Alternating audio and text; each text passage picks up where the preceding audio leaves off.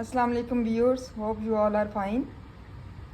आज मैं आपको बता रही हूँ forms of verb with meanings of Urdu. पीना, ड्रिंक। इन उर्दू इट्स पीना, in English it's drink. Verb 1, verb 2 drank, verb 3 drunk. पढ़ना, रीड। रीड करना किसी चीज़ को, किसी बुक को रीड करने को कहते हैं पढ़ना।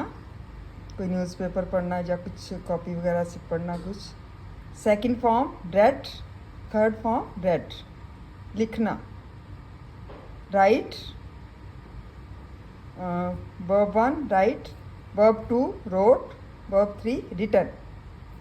Right, wrote, written. साफ करना, clean. Second form cleaned, third form cleaned. होना, become. First form become, second form became, and verb 3 become. Become, became, become.